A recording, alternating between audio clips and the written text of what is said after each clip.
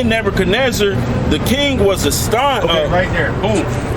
Go back to 23. I'm gonna show y'all something. Check this out. Go ahead. It says, and these three men, Shadrach, Meshach, and Abednego, fell down, bound into the midst of the burning They fell down, bound in the midst of the fire. They fell. Go ahead. And it says, then Nebuchadnezzar, the king, was astonished. Now, why was he astonished? Okay, you the one made the commandment to throw them into the fire, but now you astonished. What are you astonished at? Okay, now you read verse 23, right? To find out why he's astonished, you have to come over here.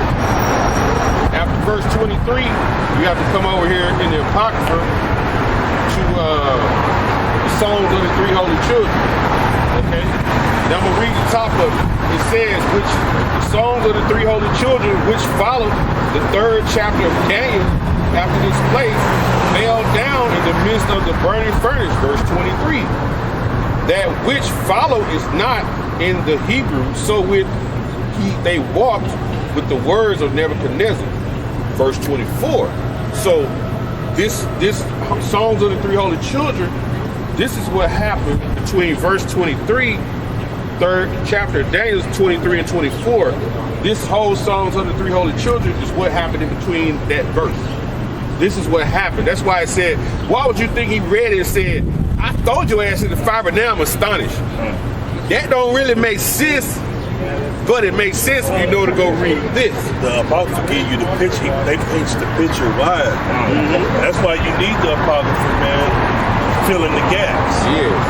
Now I'm gonna jump around.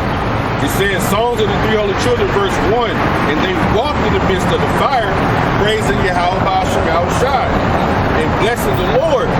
Then Azariah, which is Abednego, stood up and prayed on this manner, and opened his mouth in the midst of the fire, saying, Blessed, O thou power, Yahweh, of our Father.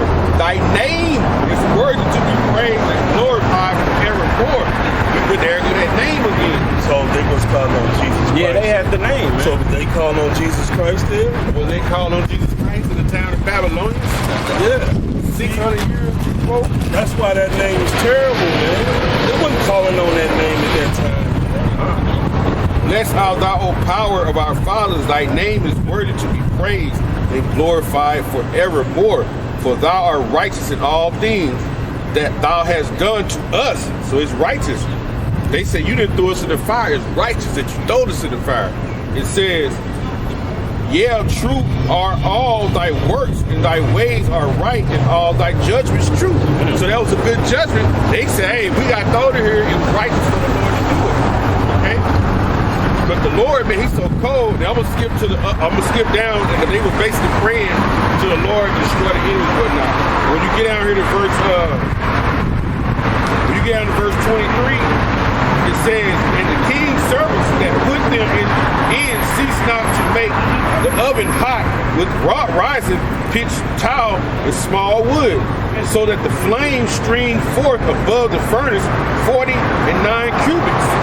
So 49 cubits, a cubic is like 15 inches, a foot and a half. So 49. So if you go half of 49, just say 50, 25. So that flame was about 75 feet. That's high. 75 feet divided by 3 is like 25, 30 yards. So you're in a football field, 30 yards is probably like 25, yeah, about where that truck at, maybe that sidewalk. So that's a high for a flame, right? If you right here, that flame reaching way over there, that flame is hot. You know what I mean? That furnace was hot, bro. That's why the people that was putting them in there burnt the fuck yeah, up. it was hot. And it says, and it passed through and burned those Chaldeans and found about the furnace. See, I have said it right there. It said it right here as well.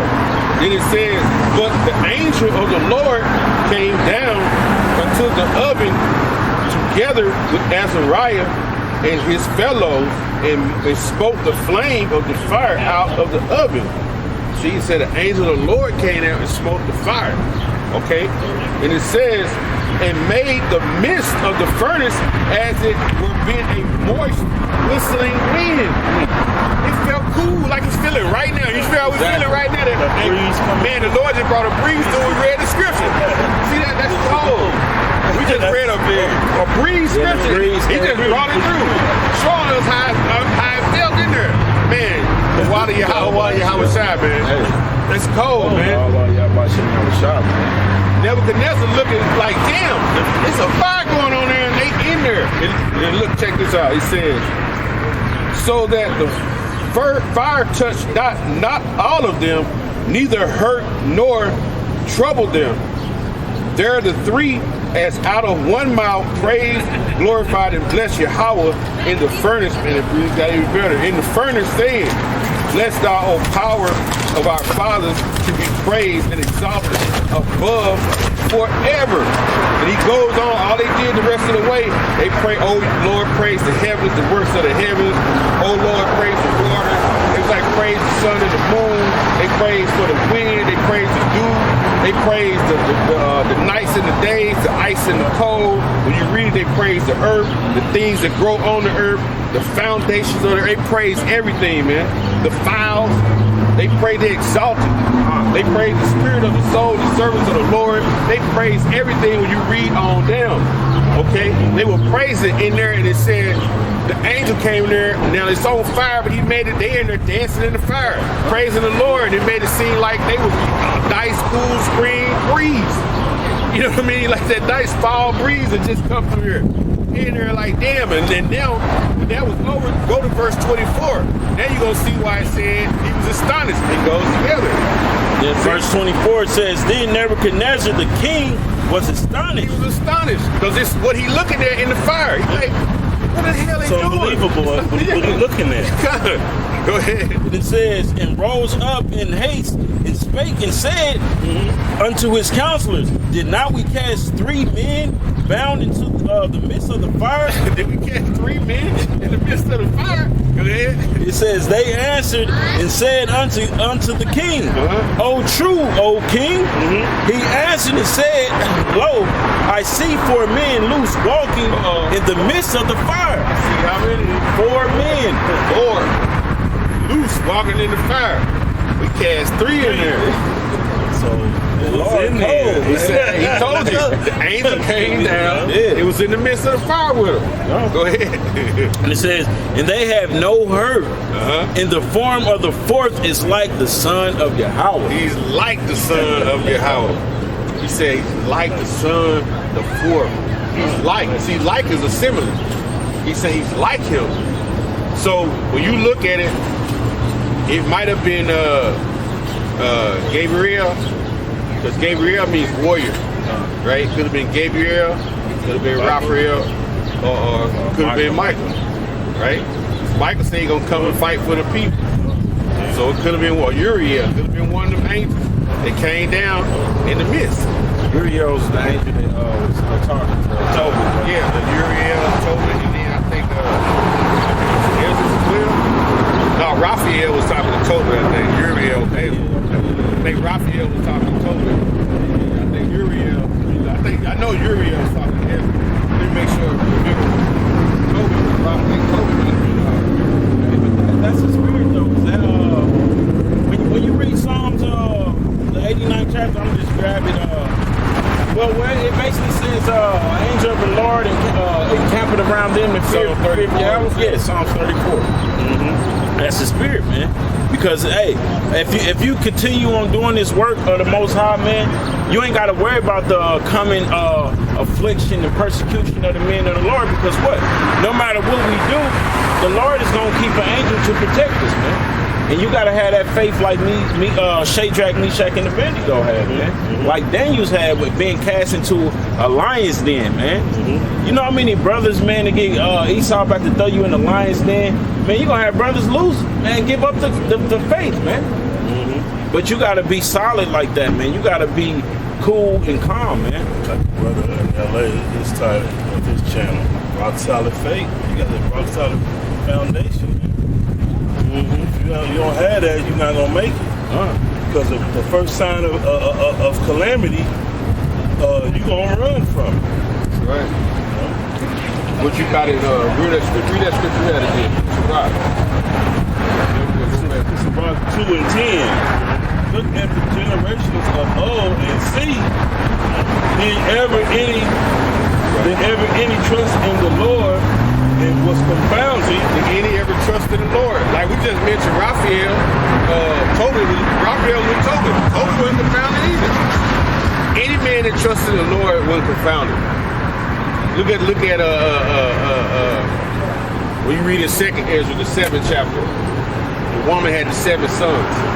Look how they did them. The Lord had a spirit on them young men so cold. Esau was slaying them, pulling their skin, cutting their eyes out, cutting their tongues out, to the point when they got to the 4th brother, shit, he stepped up. He didn't even have to be drunk. He stepped up and said, hey, here it is. Get it in, bro. Get it in. He saw his brothers. The brother before him already told him, like, we the men of faith. Y'all ain't gonna be resurrected. And the last son, who was the youngest, we thought he was gonna be able to woo into doing what he wanted to. He was the most headstrong of them all. Man, he ran some stuff down so cold to the king. He was like, damn, shit, he killed your little ass too, cause you already know he the most strong one of them all. Then the mama had to say, hey, she had to stomach that like a man, tell you. You know, she said, I didn't know how my kids got through my womb or how y'all came here. But she knew the Lord had done it, but she didn't know the intricate part of how they come in the womb. But they all knew they was going to be resurrected. See, so read that again. Look at the generations of old and see did any ever trust in the Lord and was confounded. Any ever trust in the Lord and was confounded. Or did any abide in his fear and was forsaken? If you abide in your fear, was forsaken. So the Lord not going to forsake us, man. He told us in Isaiah 65, guess what? My servants going to eat and they going to drink. He already told us, man. Okay. Or whom did he ever despise that call upon him? Go ahead.